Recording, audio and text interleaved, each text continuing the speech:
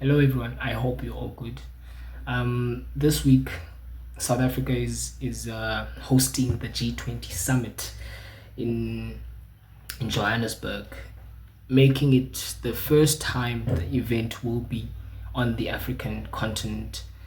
It's scheduled from the 22nd to the 23rd, which is 2 days, in Johannesburg, Nazareth, and this follows the annual rotating presidency with Brazil hosting the G20 last year. Now, what is the GNU? I just want to read some notes of mine describing the GNU. It is an international forum of governments and central bank governors from 19 countries plus European Union and more recently the African Union. The world's premier forum for international economic cooperation, which focuses very much on global financial stability, sustainable growth, and climate change, and other major economic issues. Now, you have the members, which are 19 countries, and two regional bodies, which are the EU and the AU. It was established to provide a platform for the world's largest economies to coordinate a global economic and financial issue. Um, I am from South Africa. I'm a South African, and I've moved to Pretoria this year at the beginning of this year, and I do quite compare the environments, the environment that I come from, and the environment that I'm currently in now. And I've been seeing that Pretoria, Gauteng, is very much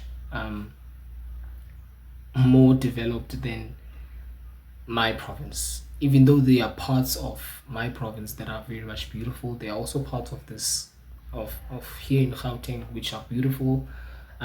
But just because it's the capital, Pretoria is the capital. It has to be um, lavishing. Now, the G20 is in Johannesburg, and in Johannesburg, I think the city is very much on a downfall. But it so happened that now that we are hosting the G20, now people are starting to make it look flashy and make it look clean, just because there are world leaders who are coming to South Africa, and it has to be decorated in this beautiful thing. But once all this G20s is done, it's back to square one. We will see the streets dirty. We will see the lights not working, which is, the government doesn't serve us as much as they want to, but they just serve because they have people who will be coming to inside the country. But that's a story for another day. I just want to see what will happen, what is will be the impact of this G20 summit. You have Trump, who has been very, very hostile and very, very punitive, framing the country as a perpetrator of human rights abuse against its white minority population, particularly the Afrikaners, and some of them who traveled to the US.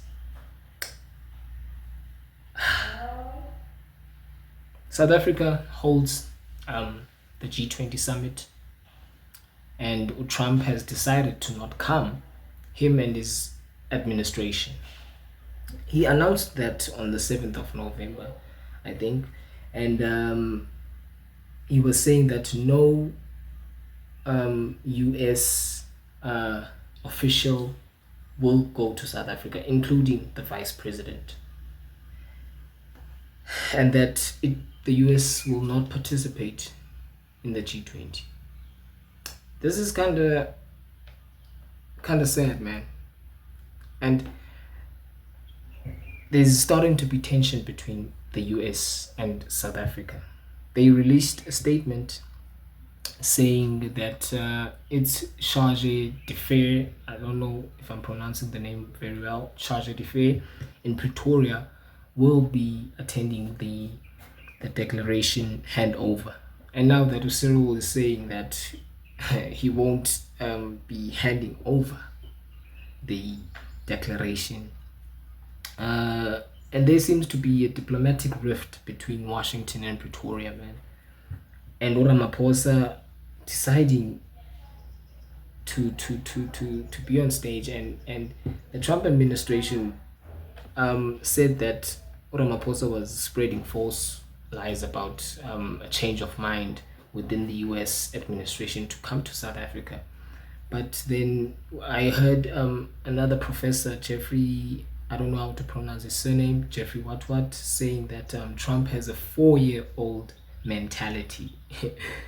Like, I agree with him, but yeah, man, Trump is himself, and we have a very much weird president ourselves. But it is what it is. We shall see the outcomes of this G20 and what will happen after that. But I'm telling you, South Africa will be a disgrace again, as Trump says. Shout out, guys. I'm out. But we not killing people. We are not murderers. Thank you.